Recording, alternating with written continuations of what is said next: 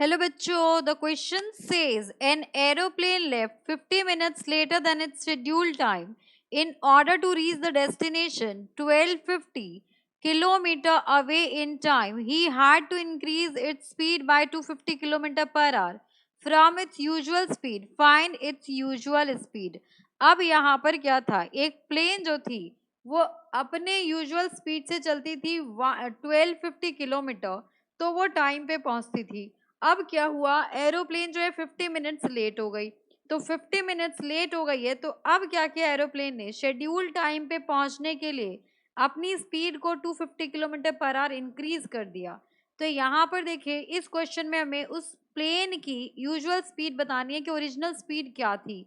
तो यहाँ पर इस क्वेश्चन को सॉल्व करने के लिए हम की कंसेप्ट यूज करेंगे, that is time is equals to distance upon speed. ये फॉर्मूला यहाँ पर इस क्वेश्चन में यूज होगा। अब यहाँ पे देखिए, सबसे पहले हम लेट करते हैं एरोप्लेन की original speed. So let original और यूजुअल स्पीड ऑफ एरोप्लेन वो हो जाएगी आपके पास equals to x kilometre per hour. ये हो गया। अब यहाँ पर देखिए x किलोमीटर पर आवर थी, तो प्लेन जो है आपकी वो 1250 किलोमीटर चलती थी किस स्पीड से, x किलोमीटर पर आवर से। लेकिन वो ट्रेन 50 मिनट्स लेट हो गई है, इसीलिए वो ट्रेन सेम डिस्टेंस को चलती है किस स्पीड से, that is x plus 250 kilometre per our. Speed को बढ़ा दिया गया। तो यहाँ से क्या आया, अब जो टाइम का डिफरेंस आया है वो है आपके पास 50 मिनट्स। यानी कि जिस स्पीड से ओरिजिनल चलना था वो 50 मिनट्स लेट हो गई, इसीलिए यहाँ पर स्पीड को बढ़ाया गया।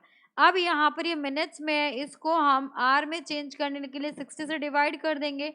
अब इसको सॉल्व कीजिए। सो 1250 इसको बाहर ले लेंगे। सो 1/x minus 1 upon x plus 250 आ जाएगा, इज इक्वल्स टू 0 से 0 कैंसिल हो गया, 5/6। अब इसको सिंप्लीफाई करेंगे तो यहाँ पर आ जाएगा आपके पास 1250 मल्टीप्लाइड बाय 6, और ये वैल्यू हो जाएगी आपके पास x एंड x प्लस 250। यहाँ पर एलसीएम लेके x प्लस 250 हो जाएगा, एंड ये हो जाएगा minus X is equals to यहाँ पर 5 है। अब इसको हमें सिंप्लीफाई करना होगा, तो यहाँ से हो जाएगा आपके पास 1250 मल्टीप्लाइड बाय 6, एक्स से एक्स कैंसिल आउट हो गया, मल्टीप्लाइड बाय 250, ये हो जाएगा आपके पास 5x and this will be x plus 250।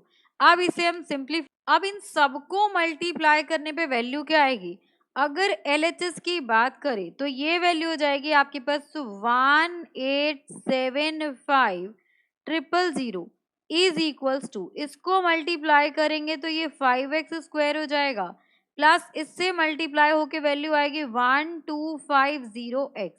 अब यहाँ पर ये वैल्यू हो गई 5x square plus 1250x minus 1875000 equals to 0। ये आपका RHS में आ जाएगा। अब यहाँ पर हमें क्या करना होगा, 5 से सबको डिवाइड कर दीजिए। तो 5 से डिवाइड करेंगे तो ये x स्क्वायर हो जाएगा, प्लस इसको 5 से डिवाइड करेंगे तो ओरिजिनल 250 आ जाएगा, माइनस इसको 5 से डिवाइड करेंगे तो ये हो जाएगा 375000 इक्वल्स टू 0। अब हमें इसके फैक्टर्स फाइंड आउट करने होंगे, जिसका प्लस माइनस करने पे 250x आए, तो यहाँ से हो जाएगा आपके पास x square minus 500x, n plus में चाहिए तो प्लस में ये हो जाएगा आपके पास 750x minus 375000 equals to 0।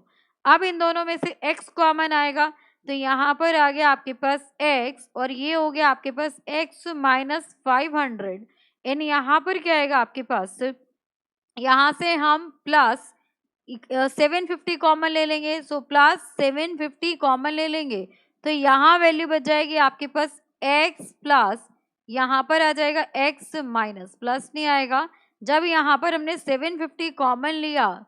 So value will be, यहाँ पर चेक कर लेते हैं, यहाँ पर प्लस में कॉमन लिया है तो ये हो गया आपके पास x minus 500 equals to 0। So एक वैल्यू हो गई x प्लस 750 और एक हो जाएगा आपके पास x minus 500 equals to 0. So एक वैल्यू आ गई आपकी x equals to 500 and x equals to minus 750. हमें पता है speed can't be negative, so this is not possible. ये आपका पॉसिबल नहीं हो सकता because speed can't be negative. Speed आपकी नेगेटिव नहीं हो सकती, वेलोसिटी नेगेटिव होती है. देयरफॉर हमसे क्या पूछा गया था, हमसे यहाँ पे पूछा गया था कि यूजुअल स्पीड बताइए. So usual speed of plane will be equals to 500 kilometer per hour. So for this question, this is the final answer. Hope you understood it very well. Thank you so much. Best of luck.